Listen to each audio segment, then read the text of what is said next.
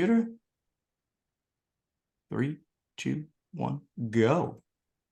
Hello, hello, hello. This is definitely not Ignacy Chepacek. What's going on here? This is the Podfather of gaming, Stephen Bonacore. As you know, you are listening to Board Games Insider, episode 263, and we are recording it on February 1st, 2023. Board Games Insider is a proud member of the Dice Tower Network, and Tom Vassell has blessed this union of Corey Thompson, Ignacy Chevicek, and Stephen Bonacore, the Podfather of gaming. Thank you, Tom. Probably the last time you hear me say that. And, of course, I will also say, well, wonders never cease. Corey Thompson, you are with me on Board Games Insider. This is amazing. How are you, sir? Hey, good to see you. I can't say that I'm happy to hear the Board Game Insider's voice again in person. You got something about that.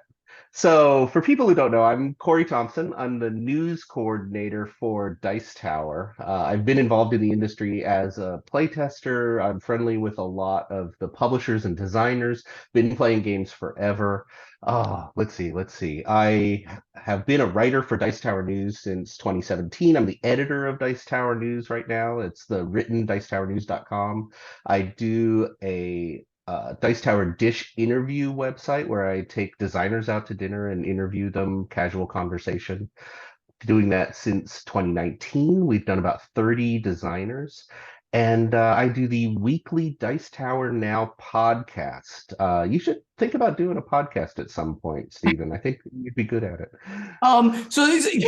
So let's talk about this Dice Tower Dish thing that you do, taking designers out to dinner. So is that about like getting free dinners from designers, Corey, or is that because you really actually need to create some content?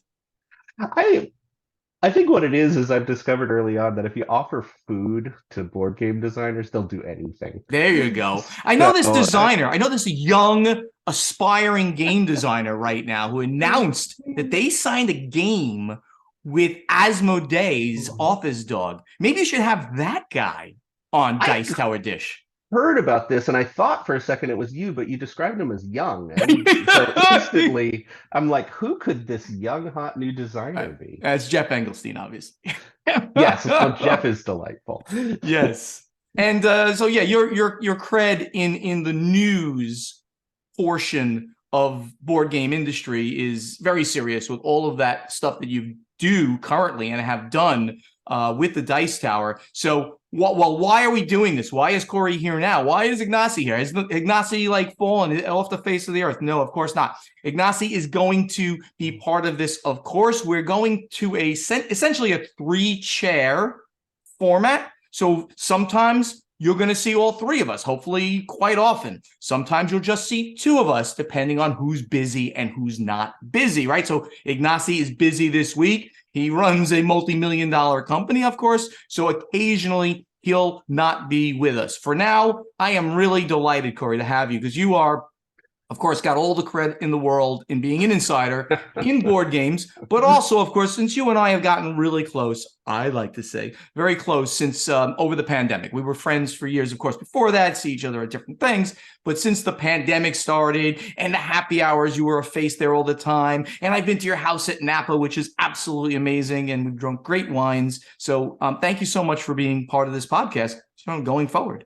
No, thank you. We've talked about this for a while. We've wanted to do something together for a while. And hopefully I can give some input into Insider. It's a great podcast, and I know at least enough, I think, in the, behind the curtain, how the sausage is made. So let's see. This sounds fun. Maybe you should listen to a really good podcast once in a while, like Board Games Insider, instead of, Dice Tower Now. That's, whatever. Tell us what you're doing. Tell us what you're doing in gaming right now. What's been going on in your gaming life? Oh man, I'm recovering because I was one of those people who did 2 solid weeks of cruising. Yeah, what cruises did you go on, my friend? Well, I did the Dice Tower cruise. That one was amazing. Which was great, I'm sure. It was so cool. There was something before that. I don't know. It was Podfather, the cruise. I don't know. I think I went by myself. It's No, the Podfather cruise was so fun. It was small and intimate, but on a giant boat. So the amenities were incredible. Got to play all sorts of amazing games. Uh, you might not have talked about it, but I beat you badly at War of the Ring. And actually, I do know you talked about it because I listened to that episode. I don't think But I just actually. wanted to bring I it don't. up again. I don't think we mentioned. I don't think we mentioned that yet. I was gonna. Nah, you're right. I think we did talk about it once Oh, already. I That's know right. you did. Yeah, I talked. I said that I've recently lost War of the Ring twice. Well, it wasn't just against you. It was you and Jeff Anderson versus Yep. Chad Yep. McCash and me. So we played the 4-player variant of the game, and it was a fantastic game. So Oh, it was crazy fun. I oh had good. such a good time with it. I had not played the game, I think, since first edition Wow. ages ago. Right. And I picked it up. I think I picked it up pretty fast. It was really fun. Yeah. And Absolutely. then Great time. on top of that, between the cruises, it seems like I ended up playing a lot of new Reiner Knizia games, which really impressed me. There was Milfiori, which is a new Reiner Knizia game that's out, I believe, in Europe, but not in the US yet. Really nice card drafting game with a million spaces on the board that you cover up as you play cards with these little clear plastic diamonds. And it's just an engine builder and it feels really good. It's simple, but it was one that I had to order right away. It was that fun.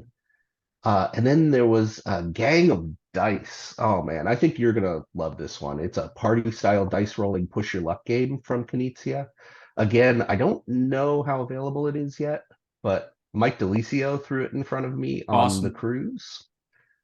We pl- I loved it so much that I had to go find Mike later and grab it from him again and play it more. Um, it's very simple. You have a bunch of dice behind your screen, and your dice are your money. They are your currency. There's a challenge on the table. The challenge might be uh, in a Yahtzee style reroll with, a roll and two rerolls. You can't have any fives when you're all done. So you do your rolls, you pick as many dice as you want, do your rolls, and if you hit that criteria, if you end up with a five at the end, you bust and you're out. Okay. But your dice are still in the middle, and whoever gets the largest sum on their dice after these rolls without busting collects all the dice in the pot. And Okay. you just go through a bunch of these challenges, and whoever has the most dice at the end wins. It is crazy fun. Explain it in 2 seconds. Anybody can play. It'll play 5, 6 people, and it's just great. Well, I love me some dice games, so that sounds like a really good fun game. Oh, and it's got a Godfather kind of theme going on. You're competing to be the Don of the dice, the big boss. And Mi- one side of the dice has this evil boss face on them. So Mille fiori. Is that 1,000 flowers? I don't know. I think it's 1,000 flowers. There you go. Wow, my Italian coming back to me. Very cool. Very briefly, what else you got? And then we gotta move.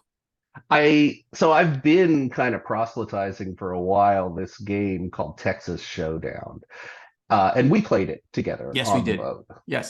It's a trick-taking game, which is a very specific definition there. Um, in Texas Showdown, it's a standard rules trick-taking game. Somebody leads a suit, and then the next player has to follow suit. If you cannot follow suit, you can play any card you want. But then the player after that must follow either of those suits. No preference. You don't have to follow the first led suit. You don't have to follow the broken second suit. You follow either, and so on. After it goes all the way around the table once, whichever suit on the table has the most cards in it is trump. And it turns into this really interesting party style, almost take that trick taking game. For me, it's simple. There's a little bit of luck involved. It feels like Six Nimmt, the trick taking game. Okay. The exciting news about it is it came out in Germany in 2016, very small print run, so it's hard to get. But recent news is that Rio Grande is redoing it and calling it Seas of Strife. And it's going to be coming I think this spring or summer with art from Beth Sobel. So it's going to be, I hope it's going to be a big one. I have a huge amount of fun with it, and I'm excited that a new edition is going to be out there. Yeah, it's a fun. I the way you said it, it's kind of like a party game. It's not a serious trick taking game almost, but Oh, it is right, an right. absolutely fun game. So very cool. You picked some really good ones. Over here at the Podfather of Gaming, my gaming was War of the Ring, the card game. I've got in several more plays of that, at least 3 more. Still, it's not the original, but I'm still loving it at different player counts and stuff. So it's definitely going to be one of my top picks for 2022. I'm super excited about that because I remember we played it for the first time it was Gen Con, right? We played with the designer, Yep. and that was such a fun game. Have you I went out not? and ordered it. I have it. Okay. You have not played it since? No, not Oh, wow. since. Okay, so I had it on the cruise. We could have played it there. Sorry you didn't play it with me. Oh, I played so many things. I Yep. have no regrets. No regrets. Yeah. I also played Quartermaster General World War II. Now, this is the same designer as War of the Ring, the card game, Ian Brody. And people were telling me like, oh yeah, they've got some similarities. I saw it like virtually no similarities between Quartermaster General World War II and War of the Ring, the card game. I'm going to call this maybe one of the best 6-player games out there, or at least best 6-player war game, because there are very few that you really want to play with all of the nations that are represented. You want to play with everybody there with a different player. It works so well. People call it War of the Ring, the party game, because it's so light and easy and fluff, but it's a lot of fun. Played on a board with little tanks, and it's cool. I really ever play that, Corey? No, no. A lot of the heavier war games are kind of in my blind spot. I haven't played very Th- many of them. I certainly know about it. This is as light can be for a war game. So I highly recommend checking out Quartermaster General World War II edition. I'm going to go right to my trips. Of course, the Podfather cruise. I've talked about it already. It was amazing. Just played hundreds of games with people that got played. And I mean, not that I played hundreds, but there were just hundreds of games going on, donated $10,000 to charity. It was an amazing, amazing experience. Thank you, Corey, for being there too and helping Oh, make that thanks for such a good having me there. It time. was so fun. I had a Good. great time. Yeah, it was just good. I went to New Orleans the week after that to see some friends, had an amazing time there. It may be the best food city, like pound for pound or per capita or per size. The food in New Orleans, if you ever get a chance to go, the restaurants there, even the fast food places are just great. Amazing place. Agree totally. I was doing a convention at my house in Napa every once in a while. I call it a convention, but it was 20 or 30 people. And we would actually ship in food from the restaurants in New Orleans. And love the Incredible. food. Love the food. And this week coming, Super Bowl trip. It'll be the week that this drops. I'll be going to Las Vegas to this annual trip that I try to get to every year that my brother organizes. We go, we make lots of bets on all of the games and the prop bets of the Super Bowl. We have this big money pool, and we lose money every year. Now, sometimes we make money. It's pretty amazing how it works out, and it's a big, nice party environment that I do every year with my brother. So good time. And of course, Dice Tower West, Corey, is coming only about 3 weeks after that. So we'll see Oh each other yeah. there, of course, right? Oh, absolutely. I'll be there. Very, very cool. I'm dying for that. I'm dying for a nice, big, long 1 week convention, seeing, 1,000, 2,000 people. That's going to be great. And in the Yeah. meantime, let's get to the event deck. So this show, Corey, is going to be a little bit different. We've talked about it already, but for everybody out there, we're only going to do the news since we are so backed up on news, because last week we did our predictions episode and it's just been piling up, and the news has been crazy about what's going on, not only in board gaming, but of course also in the world of role-playing games, Oh and yeah. what's happening with the OGL, the Open Gaming License 1.1A of WotC, and how it's now it has become a crazy nerd rage thing, but for some good reason, and now they have backed down. So let me just start by reading like an official response that they made, and then we'll kind of go there and how things have panned out after that. Yeah. They were talking about that the content that people put up would never be touched by them. Any accessories you own for your content would never be touched by them. They really were trying to explain what they were doing under the new OGL. Yet, gamers were not happy. So they then made other changes to the whole thing. And the next thing that they put out was this thing that they were going to put some of this work into what's called a Creative Commons license. Are you familiar with Creative Commons, Corey? Very illiterate. Yeah. So the biggest reason that I hear about the Creative Commons license is it's a common thing within Cephalofair and Gloomhaven. And I don't know if you remember, but recently there was a fan-made Gloomhaven expansion that used the Creative Commons license, and they had to go through certain hoops. They could use everything within Gloomhaven, but they couldn't sell it for a profit. They couldn't advertise it with the Cephalofair and Gloomhaven logo. It's a way to use someone's games for yourself, but not make a business out of it. Exactly. So, and they were talking about that the core D&D mechanics would be made available through Creative Commons. Okay, that's pretty cool. In other words, you know, you could have all of the core things that one does. Anybody could use them. Other quintessentially D&D content from the SRD, that's the source resource document, SRD, is that what that means? I believe so. Yeah. The acronym I just can't remember. The SRD is all of the rules basically from D&D, and it's all, or from whatever system we're talking about. Quintessentially D&D content such as Owl Bears and Magic Missile will also be made available. So but this SRD would be is the systems reference document. System reference document. Thank you for looking that up. No worries. This would be made available through OGL 1.2. That's the new OGL that they were going to create. But, you know, hold on to that thought for a moment. So they were telling people that they were going to be able to say Owl Bear in Magic Missile, which currently wasn't allowed because that's something they created. That's a that's held under like the copyright when you work on something, it's copyrighted and you can't use it. You can use mechanics from anything, but you can't use something that specifically was termed, you know, in the creator's world. So that would be like Owl Bears. That's always the one people point to. It's only ever shown up in the D&D world.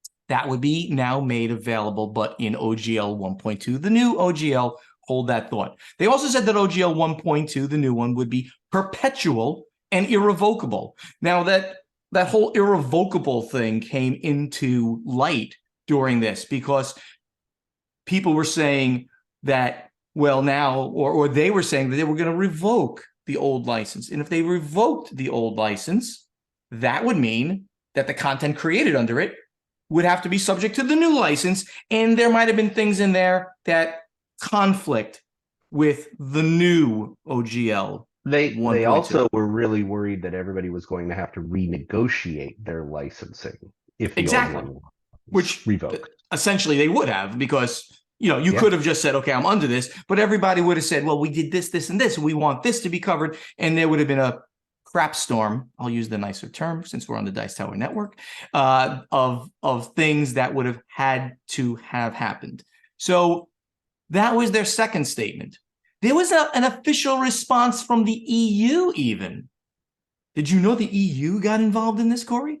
I heard about that. I think everybody had something to say about it. And which is like crazy. I mean, like you know, the EU, they've got very deep fingers. They're constantly going after people. I mean, and I'm not saying that in a bad way, but they're constantly going after things to make things as fair can be across all of the documentation on the EU is ridiculous for what can be moved, allowed, transported, sold, and this falls into it. I think it also was secondary to the fact that everybody was arguing whether any of the proposed new OGL was legal under Washington law, because that's where all of this would take place. That's right. So It's a sort of a side note that like everything here, because of where WotC is located, where they are harbored in Washington State, is even what they were doing legal under Washington state law. And some people were saying it was not. Whether that was the case or not is another story.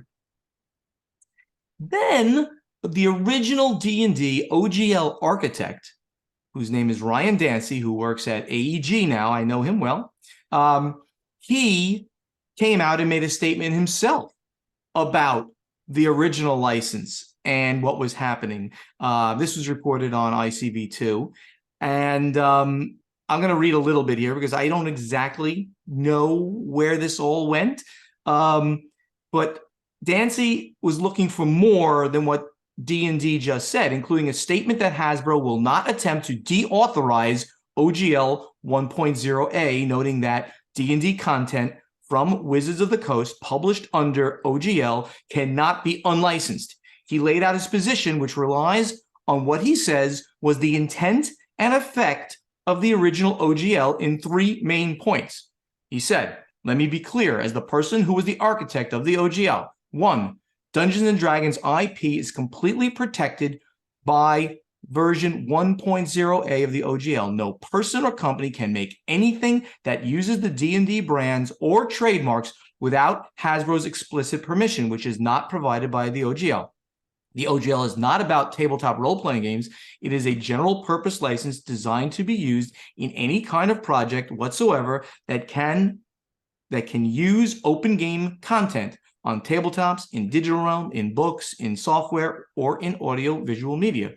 And 3, your rights to use OGL content, meaning your right to copy, modify, or distribute, including the system reference documents published by Hasbro, is licensed to you, including the rules of the 3, 3.5, 5, and 5.1 releases, cannot be deauthorized or revoked. So he was coming out and explaining how badly Hasbro WotC was trying to screw things up for all of the content creators out there. Crazy stuff. And maybe it's worth saying at this point, too, that while everybody was really upset about the new OGL, Paizo, who would be arguably the most affected by it, had gotten together a group of other RPG publishers and was drafting their own licensing contract. And the interesting things there are they were drafting this with the help of Azora Law, the founder of which, Brian Lewis, is one of the people originally working for WotC who worked on the original OGL, and is intimately involved with Gamma. Not Gamma, my apologies, with Gen Con. One of the board members on Gen Con. So there's a lot of very important people very interested in what's happening with this OGL. That's very interesting you stated that, because that I had not, I had seen the reference to Azora Law, and a principal, I believe. It's somebody who is part of the senior management, right, at Gen Con, is a lawyer at the firm or started the firm. Is that right? One of the founders of the firm. Wow. So they got involved to start writing the new open gaming license that Paizo and others, Green Ronin and others, were going to put out to challenge, to basically say, okay, here's our open gaming license that people can now use this content that we're creating, and essentially screw you, Wizards. And I have it on good authority, the company's pronounced Green Ronin. Green Ronin. I apologize to the principals at Green Ronin. It's Green Ronin.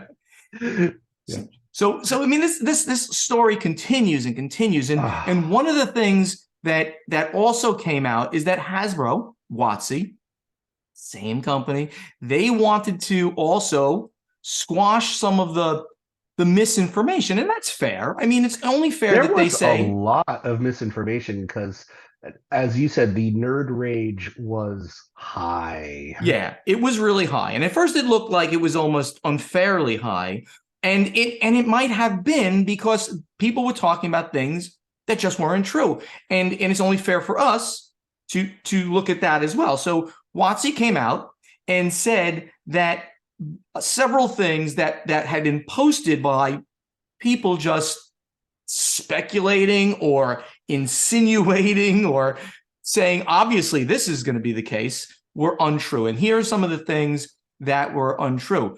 A $30 subscription fee for D&D Beyond. That is not on the table, at least, period, like full stop. Who knows if there'll be some subscription fee. You can pay for things on D&D Beyond, but that was not part of their entire thing. WotC's artificial intelligence DM development. They said no one at Wizards is working on AI DMs. We love human DMs too much. Number 3. Associated with that, WotC has officially said at this point that they have no association with AI or NFT. I think that's directly in response to this rumor that was going around. It's so crazy how branched this entire thing became. It just kept going and going. People just got so upset. Number 3, WotC isn't reading fan feedback or surveys. The rumors that WotC had been sending out surveys that are meant as a way to make fans feel as though they are listening to their suggestions, but not actually reading the data, isn't a particularly new rumor, as it's something both D&D and Magic fans have been expressing on various forms of social media for years. However, D&D Beyond attempted to squash that rumor by saying, we have designers whose core job is to compile, analyze, and then act upon your feedback. Your feedback has made the game better over the past decade, and your feedback is central to D&D's future. So people were saying they weren't taking our feedback, but they're saying yes, they were. Okay. And the last thing was that was untrue. They're saying is users won't be able to access homebrew on D&D Beyond. And they're saying that's absolutely not the case. That was not ever built into this whole thing. So they wanted to squash those things. And well, there was the rumor going around that WotC was going to be able to take complete creative ownership of anything that third parties created. And they've made a big point that that is not their intent in the least little bit. That is not their intent. At least that's what they have said now. But now, maybe, has the entire thing come to a head and is it complete now? Well, WotC folded. They saw their hand was weak, one might say, or they simply said, okay, where we were going either didn't make sense or what people's interpretation of it doesn't make sense. So they're going to leave 1.0A, OGL 1.0A in place. They're not creating 1.2 or 1.1, whatever the new name was going to be. And here was the response. Wizards of the Coast has responded to pressure from RPG creators, publishers, and fans, and abandoned efforts to change the open gaming license, which allows third-party creators to create games using Dungeons and Dragons rules.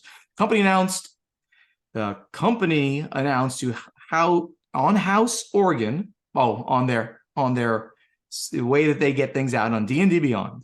In addition, the company will proceed with making the entire systems reference document, the SRD, for the current game, SRD 5.1, available through the Creative Commons license.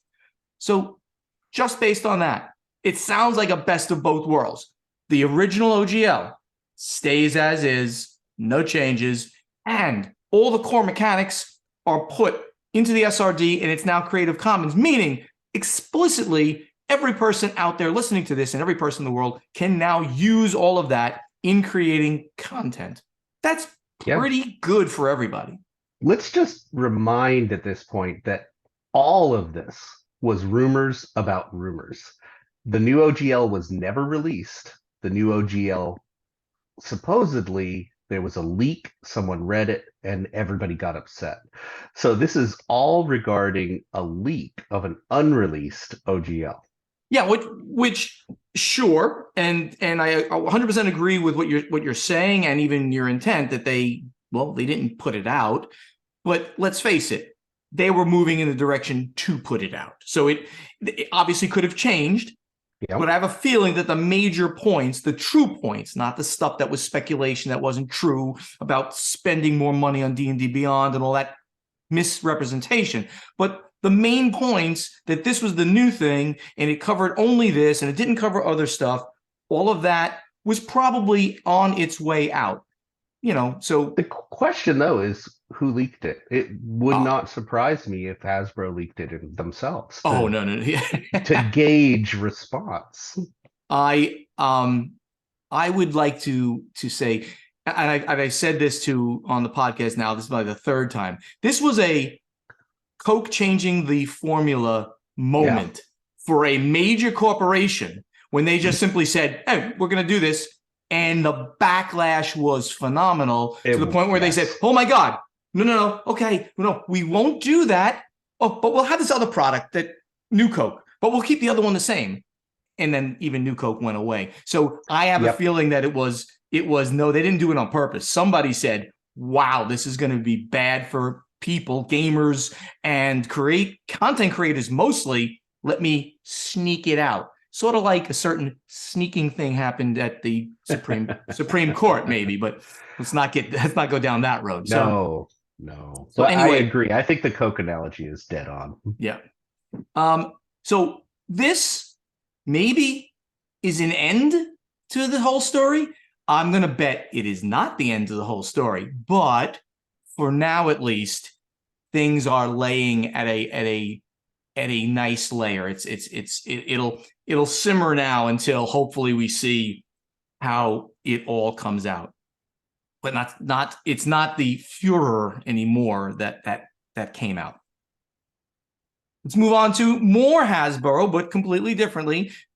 Probably not in response to all that stuff we just talked about. Hasbro is laying off 1,000 employees. This is after a disappointing Q4. Hasbro will lay off approximately 1,000 employees after 15%, which is around 15% of its global workforce, after a disappointing Q4. The company announced on Thursday the layoffs will begin within the next several weeks. Despite strong growth in Wizards of the Coast and digital gaming, Hasbro Pulse, and our licensing business, our consumer products business, underperformed in the fourth quarter against the backdrop of a challenging holiday consumer environment. They give some stats here about the decline, which were fairly significant, in the order of 12%. And an important note here, Corey, is that they're talking about the consumer products, which is the monopolies and that. And it's really interesting. Hasbro is an enormous company. They do so much stuff. And yet they've got this teeny little section, which has these little games you've never heard of, like Dungeons and Dragons and Magic the Gathering. Yep. These are doing well. And some would argue they're carrying the company at this point. But what does a giant company like Hasbro do when you've got one division that is doing amazingly well and other areas that are not? They're about based on those figures, they're like 7,000 employees. So, chopping 1,000 is not an insignificant amount. Oh, yeah. So we've reported on this in the past that there was an activist investor. Remember, Hasbro, of course, is a publicly traded company. Yeah. And even though I'm not your financial investor, right, Corey? We know that. I thought you were my financial advisor. I am not your financial advisor, Corey. We talk about the financials of Hasbro fairly often, and they have had an activist investor out there who's trying to split the company into two parts: the consumer division and basically Wizards of the Coast and digital. And they did not succeed in making that happen. But the thought was the company will be worth a lot more separately. Would that be the case? I don't know. Consumer division certainly not doing very good right now.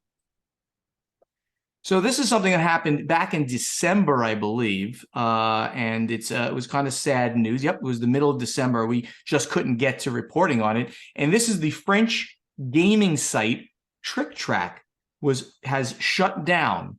Now, this is pretty interesting because this has been around forever, and it was bought by Asmodee. Yeah, I've got the details on that. Cool. I don't know if you've got them in front of you too. Go for it, man. But we did a little story about it on Dice Tower Now. It's a podcast. You should probably listen. It's not as good a podcast as this one, but it is an excellent podcast. Let's make sure everybody knows that. Go ahead.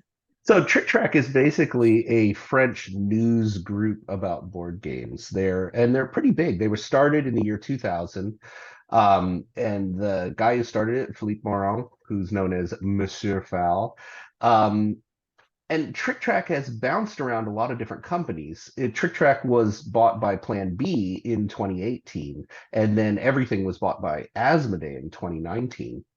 Um, and then, according to Trick Track, things were really good for a long time under the increased support of Plan B and even Asmodee.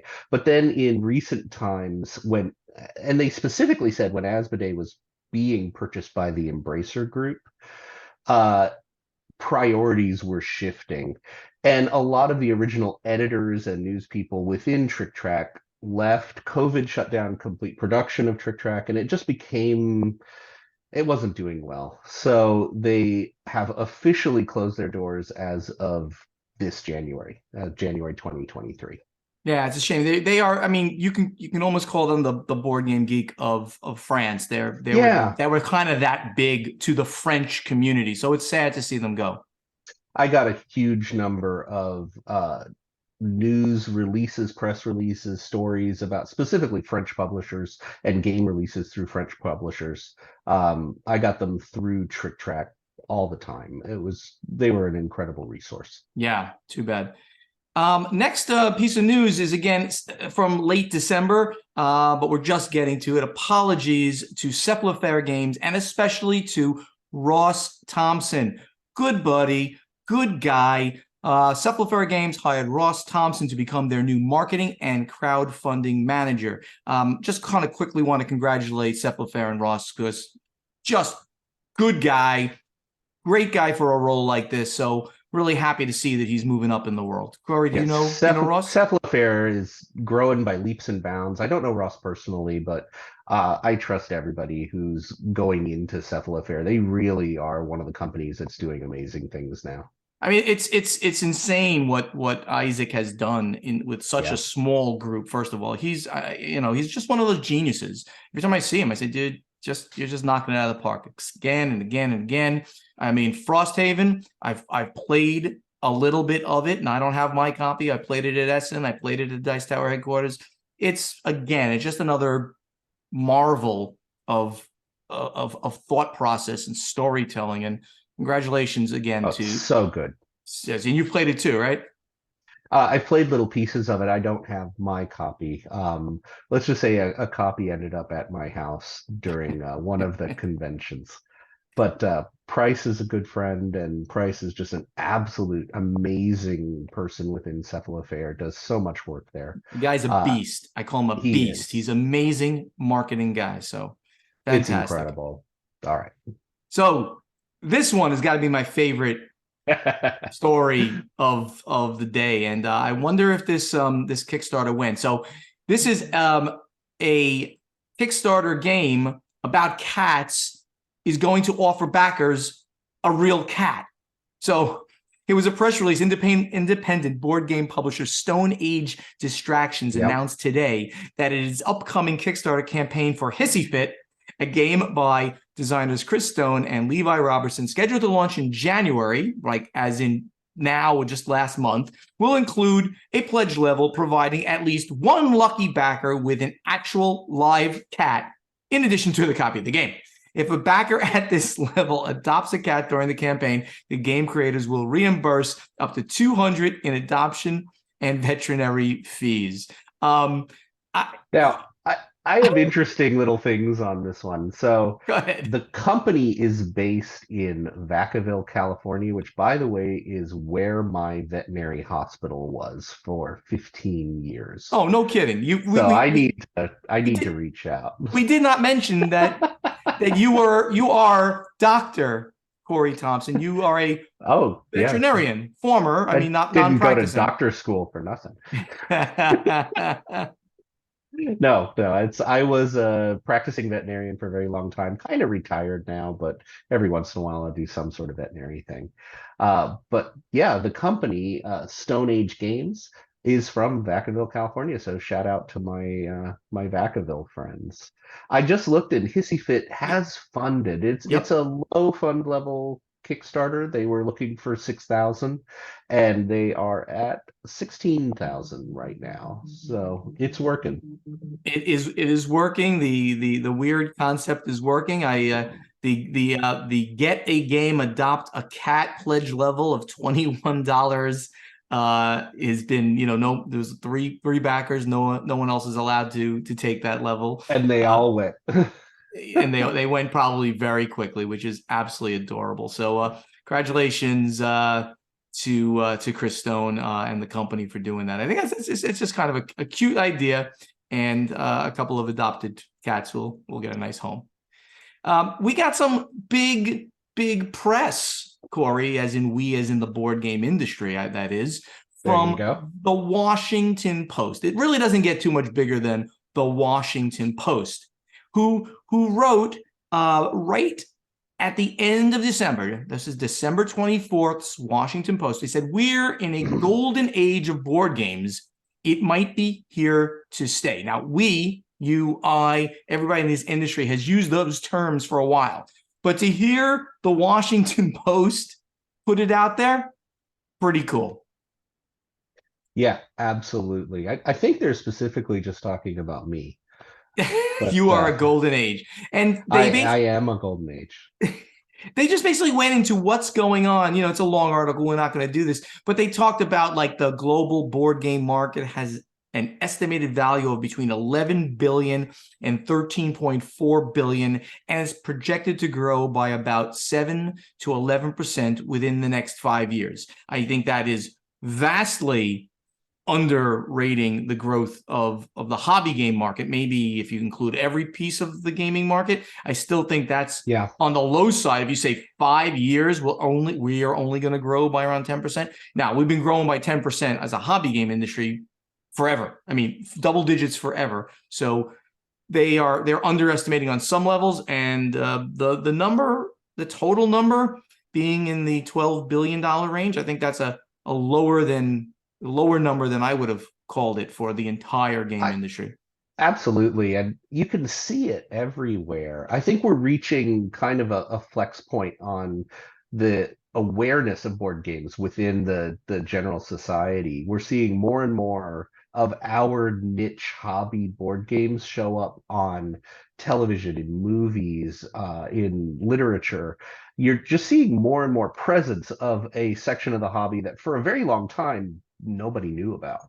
So I think news articles like this were inevitable. Yep, absolutely.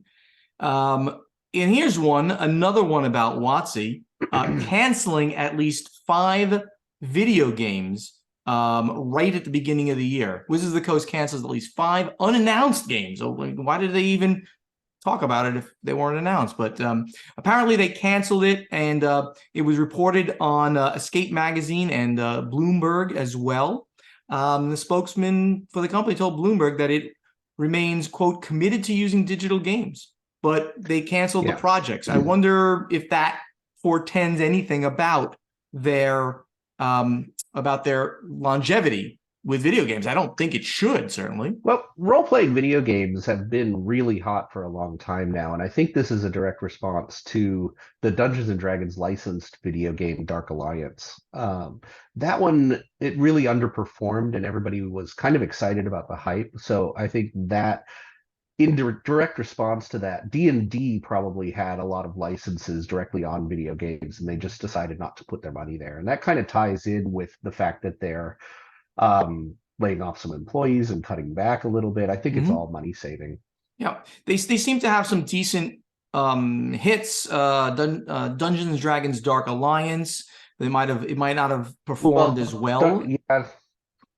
Yeah, I'm sorry. That's the big one, is Dark Alliance. I remember when that hit, everybody was very excited, and then it just kind of dropped. And then there's also so thrilled. Yeah, sorry to interrupt you. The Baldur's Gate 3 also came out fairly recently, and that came out with some success. People really like that one as well. So it's interesting to see that there's going to be some cutbacks. Hey, by the way, Studios, who did Baldur's Gate 3, has a lot of big hits under their belt. And this one was on Steam, not yet released, but you can play with it and you can look at the beta. And people were excited about Baldur's Gate 3 for a very long time. So that one I think is gonna do good things. In general nerddom, have you seen the trailers for the Dungeons and Dragons movie? Yeah, I'm hopefully optimistic. There's been too many role-playing game Dungeons and Dragons movies in my lifetime that have, let's just say, disappointed a little. Yeah, yeah, without a doubt.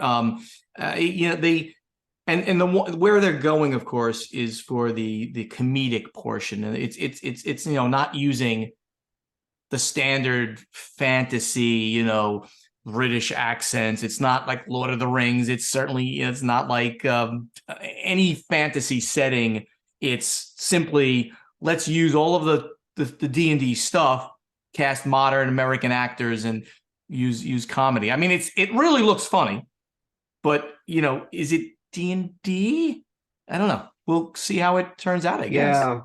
Well, again, there's so many IPs now that are bringing this world into light more. The like Critical Role having a show on streaming, on major streaming.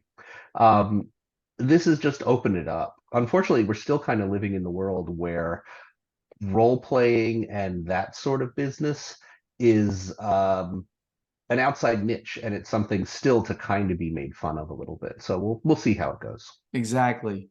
So what do we have here? We have an interesting news and something near and dear to your heart, I would say. Lucky Duck Games has signed a distribution deal with Asmodee USA. So for the mass, online, and hobby, so basically for almost all of the channels, Lucky Duck Games will be now distributed within North America by Asmodee. Lucky Duck Games has inked a distribution agreement with Asmodee USA that provides for Asmodee to provide exclusive distribution to mass market and e-commerce outlets, including Amazon, mass merchant e-com sites, and sister company Miniature Market, and non-exclusive distribution to independent hobby, game, toy, and gift stores. As an initial manifestation of the new agreement, Lucky Duck's Chronicles of Crime will appear in Target in the spring 2023 season. And that, of course, is huge for Lucky Duck. Oh, massive. Lucky Duck Chief Sales and Marketing Officer Scott Morris, very good buddy of mine, noted the addition of an option for hobby game stores.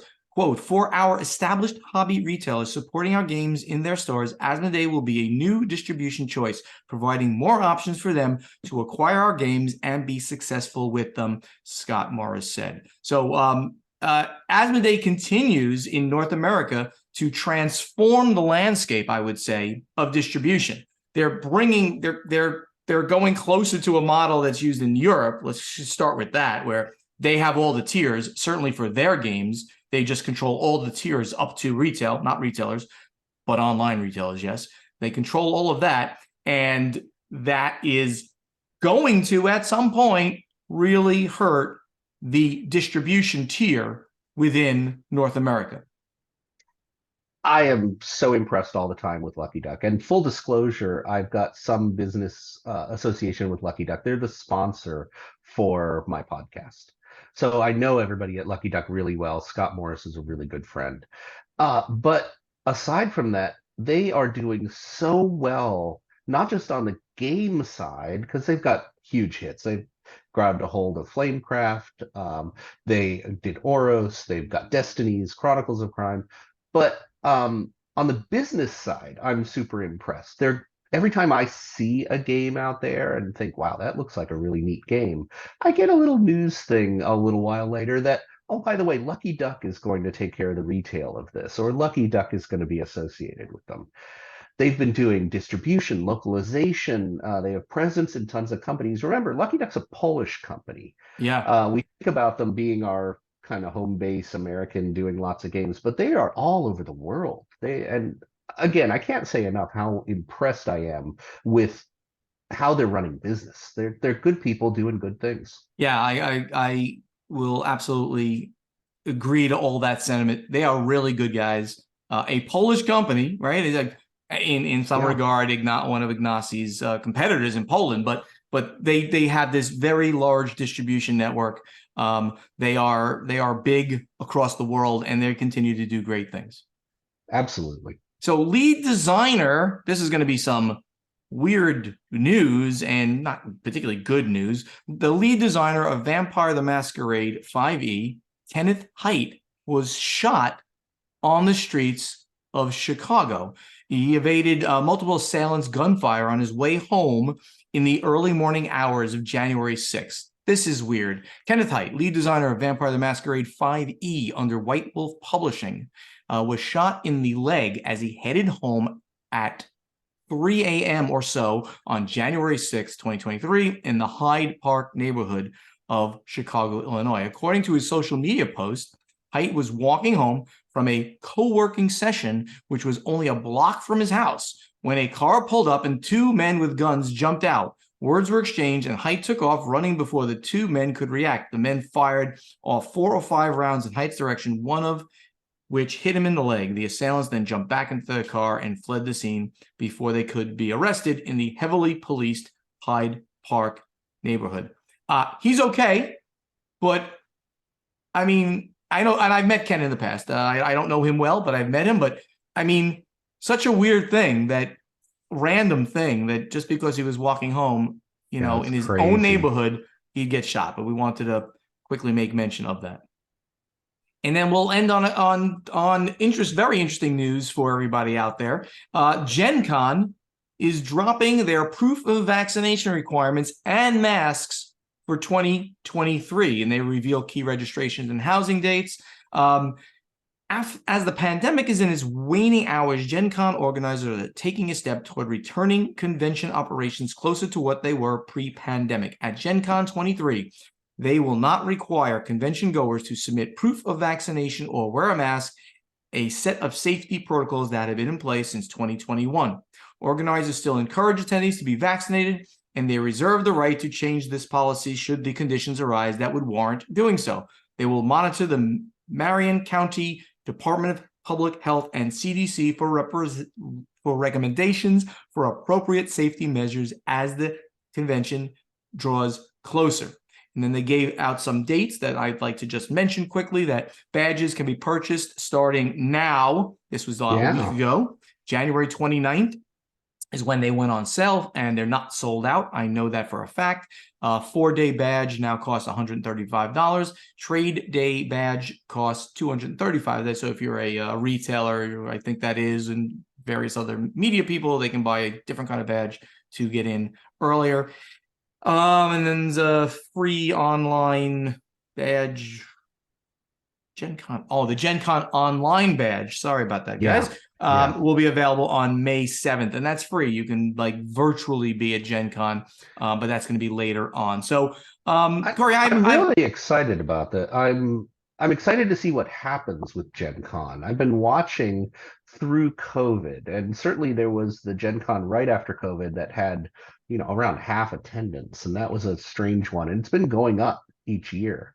So I'm wondering, which year will it be when Gen Con hits pre-COVID levels again? So Corey, if you had watched a Real News podcast, Board Games Insider, last episode, that was our predictions episode, and one of the Podfather's predictions was that not only would Gen Con go back to pre-COVID levels, but it would be higher attendance. I actually said 10% higher attendance. I was trying to bait Ignacci into this. I think that this is going to be... You're welcome for me giving you that one so you could talk about it. But so then the question is, Gen Con had talked about capping attendance pre-COVID. Do you think that is going to happen? Well, in the past, they had kind of said that they were sold out at certain points, and I think that they will do certain kinds of capping and stuff. However, I bet that they'll put themselves back into Lucas Oil Stadium. I have no inside information on this, but they had Gen Con kind of sprawl out a bit from just the convention center to increase the number of sales. So my prediction for this year is that they will do that again. Lucas Oil will be open, and therefore they'll be able to go back to the numbers pre-COVID and even increase that number. Will they make 10% greater? That's a big number. So I'm not sure, but I use that as a prediction just to bait Ignacy. Yeah, I have I have no inside information on that, but for sure it's going to be bigger than last year. And Yeah. last year was big enough that I wonder, are we at pre-COVID levels? Yeah. That would be exciting. And they're the tipping point, right? They're the ones that once they say, at least for the North American conventions, we're no longer going to require masks. Most people didn't care about the vaccinations. They listen, if you're not vaccinated, don't talk to me. That's it. I always tell other people, I'm very pro vaccines. Get vaccinated, you filthy animals. Anyway, if the masks were the thing that people were saying, I just can't be wearing a mask. It's too uncomfortable for the entire time. Oh, and okay, I get it. I was in the camp. I went to all the conventions anyway. I get it. Now that they're removing that requirement, I think Gen Con is going to have the flood of people that didn't want to go last year. And you're going to have Origins do the same. They haven't announced, but I bet they'll do the same. PAX will do the same. BGG had already done it.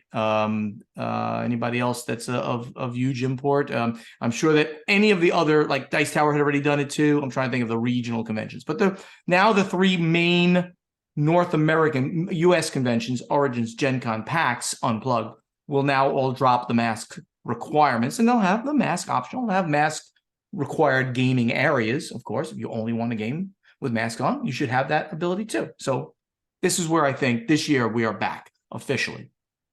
All right. So, and from going to conventions with me for a long time that I generally wear the masks anyway. So I haven't been following the actual requirements on the conventions. It's just my own personal preference and personal safety. I just wear them wherever I go. And there's nothing wrong with that. There's absolutely nothing wrong with that. So Corey, as I think I mentioned, and if I didn't, we did an all news show today. We're not going to do strategy and tactics. We're not even going to do the play testing. We've already gone almost an hour. My goodness. But we have so much news, and there's still another like 10 things to talk about. But at least they're all from this year. So we're now finished with all the crazy news through the middle of January. So we'll come back with both a full show next week. Let's get over right now to the final scoring. Thank you all so much for listening, and help us spread the word about this podcast by telling your friends to download Board Games Insider wherever they like to get their podcasts. Or you can now watch Board Games Insider on the Podfather of Gaming YouTube channel. Do you want to be part of this podcast? You can. Just ask us questions for our strategy and tactics segment, which will be back next week, by posting them in the thread in our guild on Board Game Geek. And also answer our question to you from our playtesting segment, also by going to the guild on Board Game Geek and looking for the thread with this next week's question.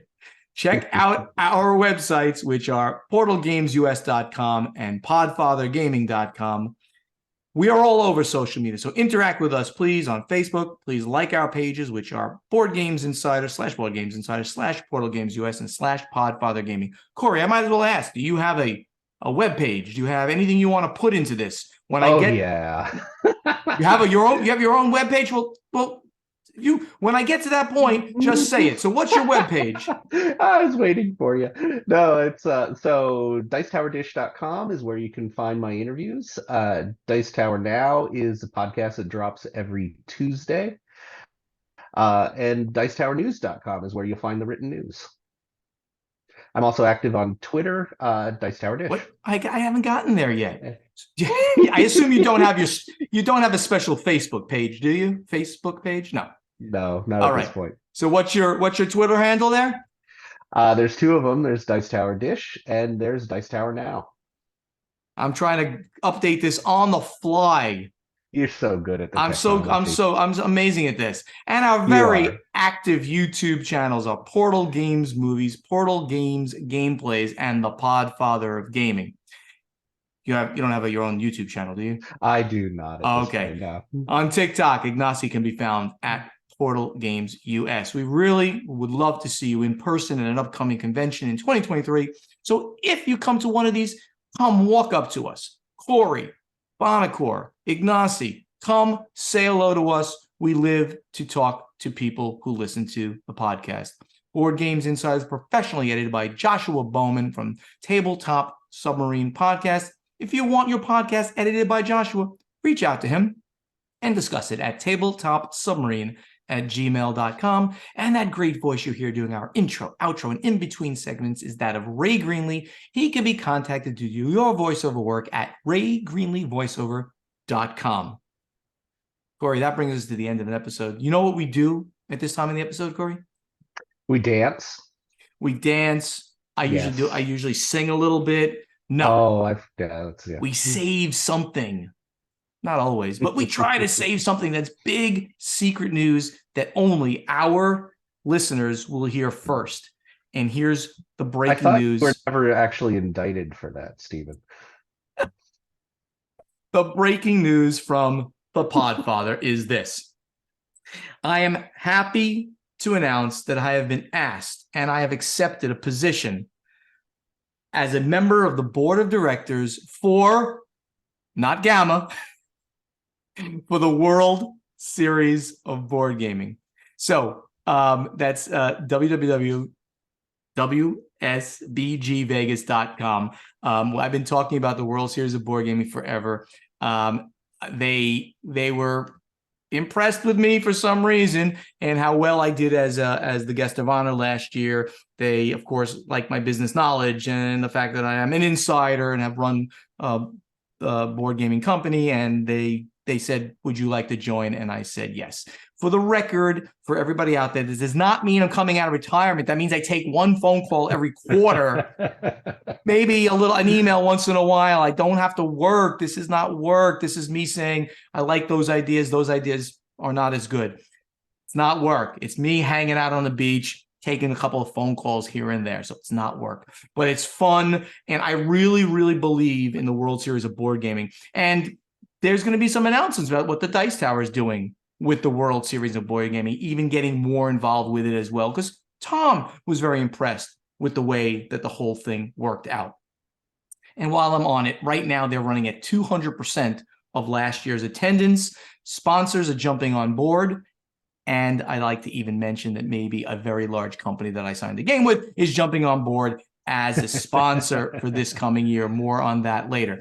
If you, your game company, or your anything would like to be a sponsor at the World Series of Board Gaming, contact Kira Peevely, at which you can reach her at Kira, Kira, at offdutyninja.com. She's handling all the sponsorship for the World Series of Board Gaming. And a lot of you know her out there. She's amazing. So you can contact her via various ways, including that. And if you just want to attend, hang out in Vegas, it's going to be a great event. You go to wsbgvegas.com and you can sign up for the event. If you do so, use promo code PODFATHER. You'll get $40 off the 4 event or play and stay packages. And by the way, I've been announcing that way before they asked me to be on the board of directors. So this is not like, okay, now I'm part of that. So I'm in. No, I've been saying that since the end of the last one. They haven't given me anything else special, but I'll tell you guys, check out this thing. It's amazing. Corey, thank you so much for being part of this. We hope to have you back every week or some weeks or most weeks. As long as we can have you, we'd love to have you. I'm not running away screaming quite yet. So, no, thank you. Thank you so much for having me on. This is really fun. I'm looking forward to this. This is a blast. Very good. All right, everybody, take care. We'll see you next week. Bye-bye. See ya.